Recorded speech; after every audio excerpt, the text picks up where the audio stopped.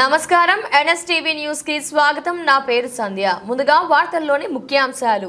రాష్ట్ర ప్రభుత్వం ప్రతిష్టాత్మకంగా చేపట్టిన ప్రజాపాలన ప్రగతి ప్రణాళిక 99 రోజుల కార్యాచరణ ప్రణాళికను సమర్థవంతంగా అమలు చేయడంలో ప్రజాప్రతినిధుల పాత్ర ఎంతో కీలకమని జిల్లా కలెక్టర్ అభిలాష అభినవ్ తెలిపారు. గురువారం నిర్మల్ పట్టణంలోని తిరుమల గార్డెన్స్ లో నిర్వహించిన శిక్షణ అవగాహన కార్యక్రమాన్ని జిల్లా కలెక్టర్ జ్యోతి వెలిగించి ప్రారంభించారు. ఈ సందర్భంగా కలెక్టర్ మాట్లాడుతూ రాష్ట్ర ప్రభుత్వం ప్రజలకు మరింత సమర్థవంతమైన సేవలు అందించేందుకు రూపొందించిన 99 రోజుల ప్రత్యేక కార్యాచరణ ప్రణాళికను గ్రామ స్థాయి నుంచి పట్టణ స్థాయి వరకు సమన్వయంతో అమలు చేయాల్సిన అవసరం ఉందన్నారు.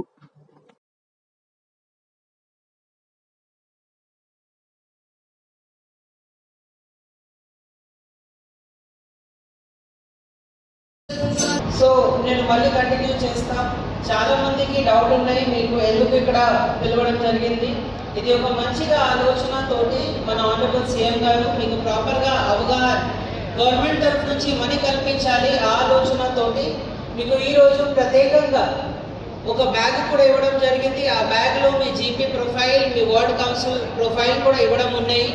దాంట్లో మీ వార్డులో ఎన్ని రోడ్స్ ఉన్నాయి, ఎన్ని డ్రైన్స్ ఉన్నాయి, ఎంతమంది లబ్ధిదారు ఉన్నారు, అవన్నీ కూడా ప్రత్యేకంగా దీంట్లో రాసి ఉన్నాయి.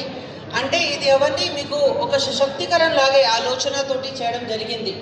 ఇప్పుడు మీతో అడుగుతారు, ఎంపీడీఓకి అడుగుతారు, ఎంపీఓకి అడుగుతారు, లేకపోతే మీ మున్సిపల్ కమిషనర్కి అడుగుతారు. కానీ అందరితో అడిగిన తర్వాత ఒకవేళ మంచిగా రెస్పాన్స్ వస్తే మీకు అన్ని డీటెయిల్స్ వచ్చేస్తుంది. కానీ కొన్ని అంశంలో వాళ్ళు కూడా బిజీ ఉంటారు, మీకు క్లారిటీ ఇవ్వలేరు.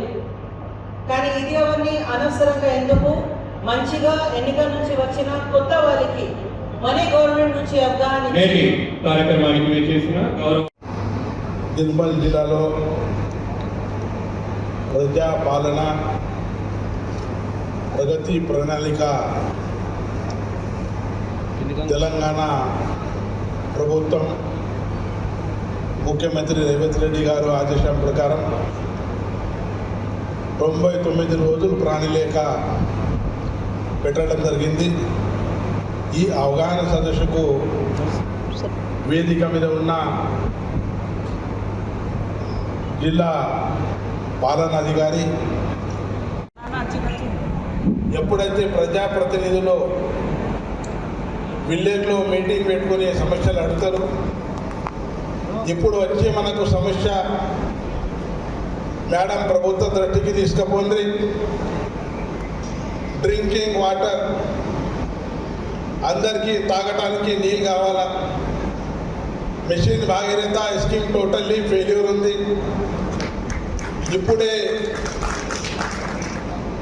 అక్టోబర్ తర్వాత వర్షాలు లేవు, బోర్ల నీళ్ళు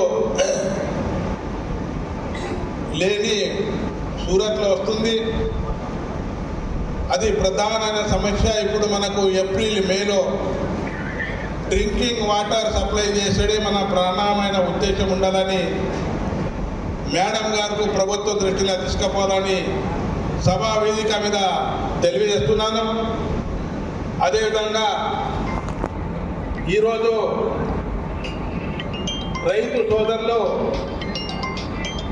మొక్కజొన్న అనుకోండి, ధాన్ అనుకోండి, జవార్ అనుకోండి, సూర్యపూలు అనుకోండి, అన్ని పంటలు పెట్టారు. పరిస్థితి ఇప్పుడు చూస్తే ఎలక్ట్రిసిటీ ప్రాబ్లం, ట్రాన్స్ఫార్మర్ చాలా ప్రాబ్లం ఇస్తున్నాయి, లో వోల్టేజ్ వస్తుంది. ప్రతి రైతు వచ్చి మా ప్రాబ్లం సాల్వ్ చేయమంటున్నారు. ఎస్సీ గారు ఎలక్ట్రిసిటీ డిపార్ట్మెంట్ వాళ్ళు ఉంటే ఈ ప్రాబ్లం కూడా త్వరలో సాల్వ్ చేసి ఇంకా 2-3 నీళ్ళు ఇచ్చేస్తే పంట చేతికి వస్తే, లేకపోతే పంట మొత్తం ఎండిపోతుందని ఈ సభాముఖంగా మీకు అందరికీ తెలియజేస్తున్నాను. ప్రజాప్రతినిధి గెలిచిన తర్వాత మనం అన్ని విధాలుగా హామీలు ఇస్తాం, అది చేస్తాం, ఇది చేస్తాం, అన్నీ చేస్తాం, రోడ్లు చేస్తాం, సిమెంట్ రోడ్లు చేస్తాం, తాగడానికి నీళ్ళు ఇస్తాం, బోర్వెల్కు నీళ్ళు ఇస్తాం, తాగునీరుకు నీళ్ళు ఇస్తాం. అదేవిధంగా మన ప్రభుత్వం ఏదైతే వాదన చేసింది ఎలక్షన్ల మేనిఫెస్టోలో ఓల్డ్ ఏజ్ పెన్షన్ ఇస్తామని చెప్పడం జరిగింది. గత 10 సంవత్సరంలో 50 సంవత్సరంలో ఉన్న 50 సంవత్సరాలు ఉన్న వయసులో ఉన్న ఇప్పుడు 60 సంవత్సరాలు అయిపోయింది.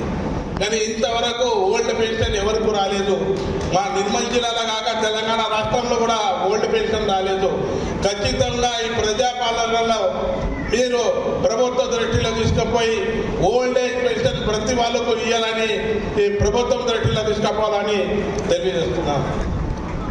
ధరణి ఇంతకుముందు కేసీఆర్ ప్రభుత్వం ఏర్పాటు చేసింది. తర్వాత భూభారతి వచ్చింది. బడాబాయి సుబానల్లా, చోటాబాయి మాషాల్లా. అల్ల బియ్యం కాలే, ఇళ్ళ బియ్యం కాలే. కొట్టిగా పేర్లు చేంజ్ అయ్యాయి కానీ ఏం కాలేదు. మా దగ్గర మా నిర్మల్ డిస్టిక్లో పంజాబ్ వాళ్ళు పిఎస్సీల వాళ్ళు ల్యాండ్ పర్చేజ్ చేశారు. ఆ ల్యాండ్ పర్చేజ్ చేసి ఒక 10 ఎకరాల ల్యాండ్ ఉంటే 4 ఎకరాల రైతు సోదరులు అమ్మిండు.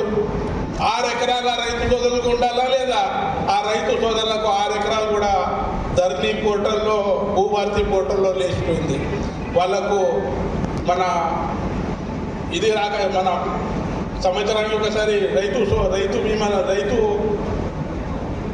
3 రోజుల సమయం చెప్పి మళ్ళీ ఆ సమస్య మీద కరెస్పాండెన్స్ చేసి ఆ సమస్య పరిష్కారం అయిందా లేదో తెలియజేయాల్సిన బాధ్యత అధికారుల మీద ఉన్నదని చెప్పేసి నేను తెలియజేస్తా ఉన్నాను.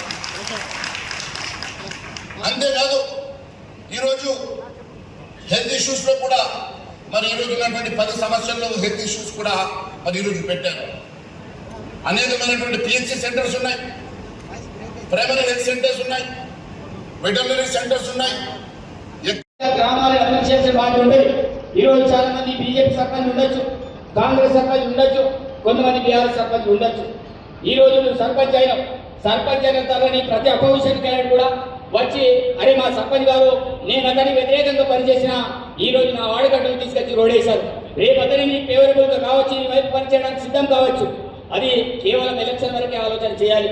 తదనంతరం మనమంతా కూడా సర్పంచ్ కావచ్చు, కౌన్సిలర్ కావచ్చు, మన బాధ్యత ఏంటో మరవకుండా ఎలక్టెడ్ ప్రజాప్రతినిధిగా మనం అందరినీ కూడా సమన్వయం చేస్తూ ఆ యొక్క గ్రామాభివృద్ధి కోసం మనం అంతా కూడా ప్రయత్నం చేయాలని మీ అందరికీ విజ్ఞప్తి చేస్తున్నాను. అదేవిధంగా ప్రభుత్వానికి సంబంధించిన కార్యక్రమాలు, ఈరోజు మన ప్రభుత్వానికి సంబంధించిన కార్యక్రమాలు ఏం జరుగుతాయి? సర్పంచ్ చేయాల్సిన బాధ్యత ఏంటిది? ఏ స్కీమ్లు వచ్చిన ఎగ్జాంపుల్ ఇందిరమ్మ ఇల్లే ఎవరెవరికి ఇవ్వాలి, ఎలా ఇవ్వాలి, మీరు గ్రామ సభ ద్వారా సెలెక్ట్ చేయాలి. ఈరోజు ఇందిరమ్మ కమిటీ పెట్టినప్పటికీ కూడా ఈరోజు సర్పంచ్గా ఉన్నారు మీరందరూ కూడా, దాంతోపాటు పంచాయత్ సెక్రటరీ ఉన్నారు, దాంతోపాటు ఇన్స్పెక్షన్ ఆఫీసర్లు ఉన్నారు. మీరందరూ కూర్చొని అసలైన లబ్ధిదారులను ఎంపిక చేసే బాధ్యత మీ మీద ఉంటుంది.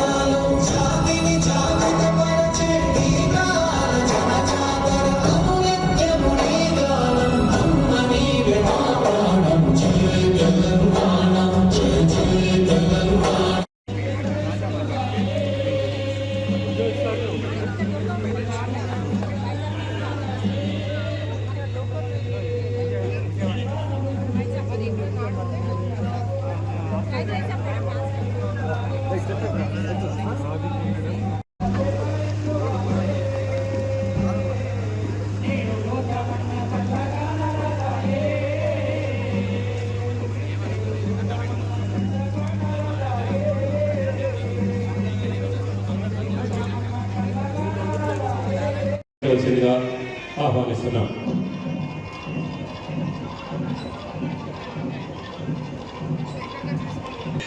శాసనసభ్యులు గారు శాలువాతో ఘనంగా సన్మానించడం జరుగుతుంది. అందరూ కూడా చప్పట్లతో అభినందనలు తెలియజేద్దాం. మీదుగా సీఎం కప్ క్రీడల్లో గోల్డ్ మెడల్ పొందినటువంటి ముధోల్ నుంచి డి రాజేశ్వరి, ముధోల్ నుంచి జి అక్షర మరియు నిర్మల్ నుండి J Anjith Kumar wushu sports నుండి బంగారు పథకాన్ని అందుకోవడం జరిగింది. వారిని ఈ సందర్భంగా